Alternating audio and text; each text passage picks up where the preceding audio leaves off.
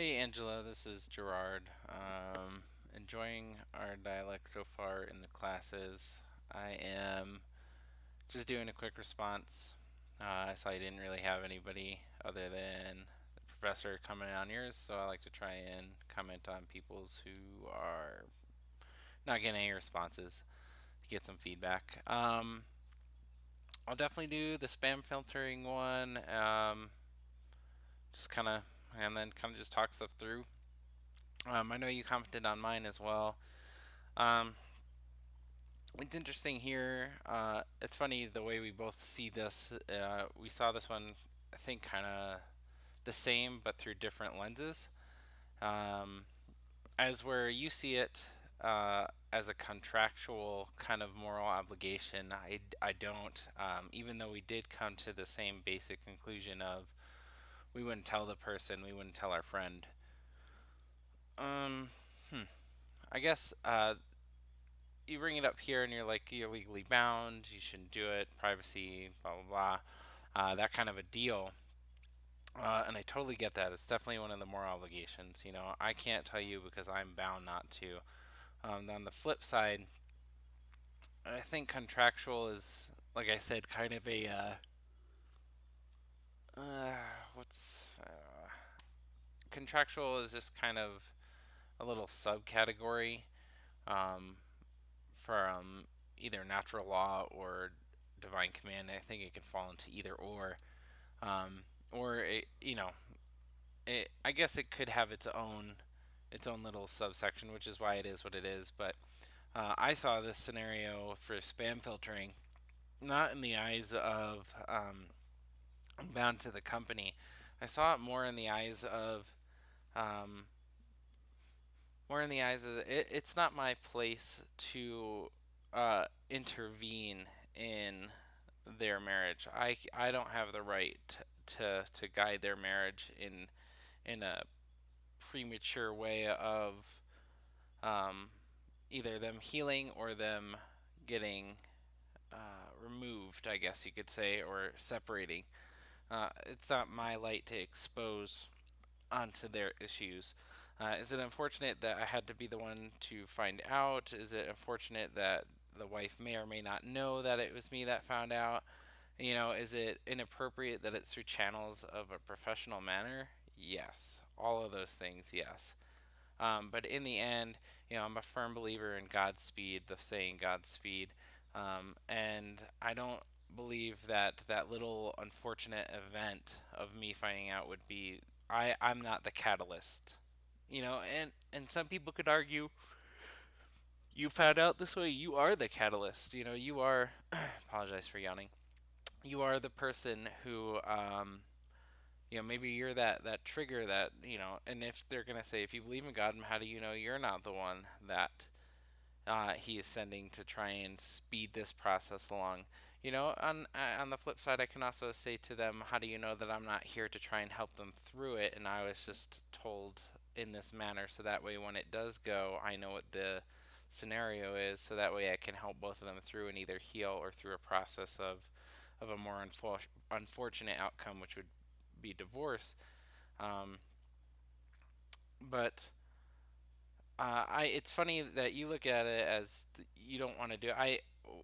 You don't want to do it because the company has the policies and all that stuff. And I think companies have policies normally to protect everybody. They want to protect themselves, their employees, the people outside. But it's so funny when I read this, I didn't even think about it contractually.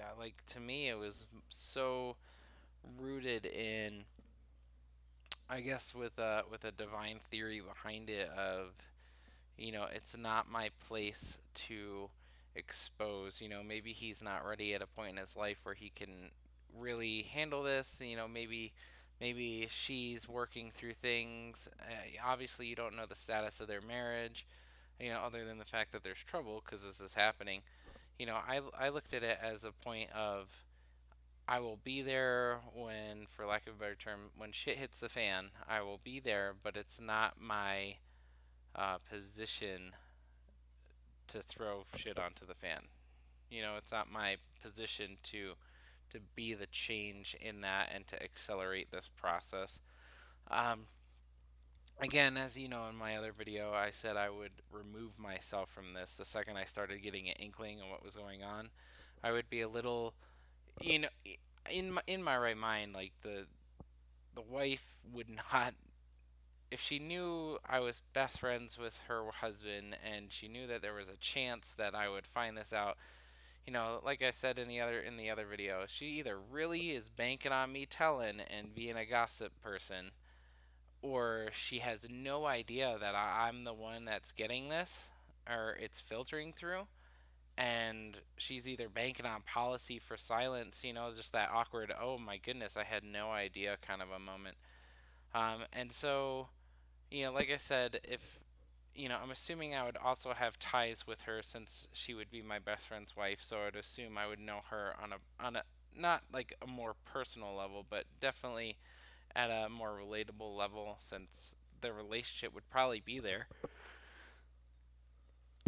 Oh my goodness. I'm so sorry. And I would honestly just say I have to remove myself from this situation on a professional level and have to put this on. Um, and then I would honestly say that it would not be my place to tell him, but I would, as a friend, let her know that I would encourage her to speak with her husband about it. And then I would leave it at that, and I would just let her, and I would let her know that, since she's the one that knows that I would know, that I would be here for her and her husband when the time came if anything were to happen. And if she needed me to, um, you know, I guess kind of in this situation to push it along more on a friend, I would let her know that I would decline because I think that it's a more of a personal level issue that she needs to focus on solely with her husband on a respectable level. I would not push it or hint at it, as you said, but I definitely would make it known that I'm not, at least for this project, I make it known that I'm not doing it for the company. I don't care. And the only reason I say that is because if it's a contractual kind of thing, there's no real divine reasoning behind contracts. There can be, but there doesn't have to be. And so, like, the saying, I made a deal with the devil kind of comes up.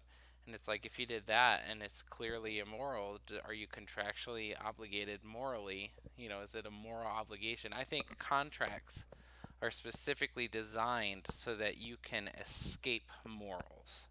I think contracts can be used to uphold morals, but I think that they're designed specifically so that you don't have guilt or feel wrong for doing something immoral. It's like a vow, and everybody's like, "Well, you take wedding vows. Can contracts have and vows have good intentions?" Yes. Um, but vows are designed to hold you to something that you don't feel is right or you don't want to do at some point in general. Or, if you look at what contracts do, so when you're contractually obligated or contractual morals obligate you to do something, it's usually because it's against your natural, inert moral instincts. And to summarize what Antonio said in one of my other ones, one of my response posts, he said, humans have a natural encoding on their hearts of what moral right and wrong is. It's from God to our hearts, and it's just a natural what's right and wrong, and we naturally want to do what's right. I do agree with that. Do we fall off the boat? Yes. Do we have influences? Yes. But I think contracts are society's way of saying you can escape some of these morals because you signed something. And so, uh, when I look at a lot of things, I don't look at them through contractual eyes. To me, that is a earthly, humanistic thing, and it's designed, in my eyes, to be a scapegoat and to get out of some things that you want, or out of some things that you don't want to deal with because you're contractually obligated. So you can get away with wrong, but it's right because you signed for it. But again, like I said, it can be used for good, it can be used for bad, it can be neutral. Uh, the real issue with the contractual morals for me is it's very dependent on the creator, and the creator is us in this case, not usually God.